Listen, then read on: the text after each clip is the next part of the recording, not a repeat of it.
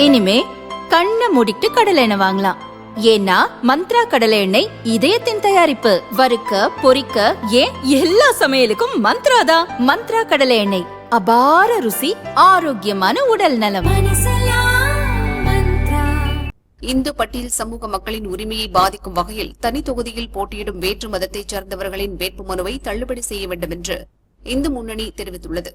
இதுகுறித்து மாநில தலைவர் காடீஸ்வர சுப்பிரமணியம் அறிக்கை.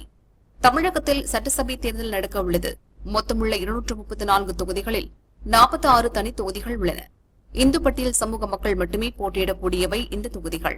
இங்கு கிறிஸ்தவ மற்றும் வேற்று மதத்துக்கு மாறியவர்கள், அதன் வழிபாட்டு முறையை தொடர்பவர்கள், தங்களது குடும்பத்தில் உள்ளவர்களுக்கு கிறிஸ்தவ பெயர்களை வைத்துள்ளவர்கள், கிறிஸ்தவ விழாக்களை கொண்டாடுபவர்கள் சிலர் போட்டியிடுகின்றனர். இந்து பட்டியல் சமூகத்தவர் என போலியாக சான்றிதழ் பெற்று அதன் அடிப்படையில் தனி தொகுதிகளில் போட்டியிடுவதாக தெரிகிறது. தனி தொகுதி என்பது இந்துக்களுக்கு மட்டுமே வழங்கப்பட்டுள்ள உரிமையாகும். சமீபத்தில் சுப்ரீம் கோர்ட் வழங்கிய தீர்ப்பிலும் மதம் மாறியவர்கள் பட்டியல் சமூக சலுகைகளை பெற முடியாது என தெளிவாக கூறப்பட்டுள்ளது. இந்த சூழலில் சட்டத்தையும் அரசையும் தேர்தல் ஆணையத்தையும் ஏமாற்றும் வகையில் வேற்று மதத்திற்கு மாறியவர்கள் தாங்கள் மதம் மாறியதை மறைத்து போலியாக சான்றிதழ் பெற்றுவிடுகின்றனர்.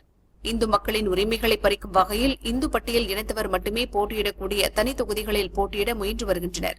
சிறுவயதில் இந்துவாக இருந்தபோது இந்து பட்டியல் சமூகத்தவர் என சான்றிதழ் பெற்றவர்கள் இடைக்காலத்தில் மதம் மாறியதை மறைத்து பழைய சான்றிதழ் அடிப்படையில் இன்று பட்டியல் சமூக மக்களின் உரிமைகளை பாதிக்கும் வகையில் தனி தொகுதிகளில் போட்டியிட முயன்று வருகின்றனர்.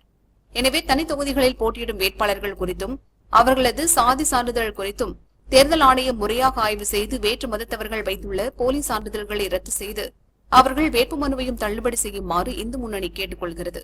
தனி தொகுதியில் போட்டியிடும் பல்வேறு கட்சியினரின் சாதி சான்றிதழ் குறித்து எழும் ஆட்சேபனைகளையும் தேர்தல் ஆணையம் நேரடியாக விசாரிக்க வேண்டும் என இந்து முன்னணி வேண்டுகோள் விடுக்கிறது. தமிழகத்தில் சாதி சான்றிதழ் வழங்கும் தாசில்தார் தனி தொகுதிகளில் போட்டியிடும் வேட்பாளர்களை அந்தந்த தொகுதிகளில் கண்காணிக்க வேண்டும்.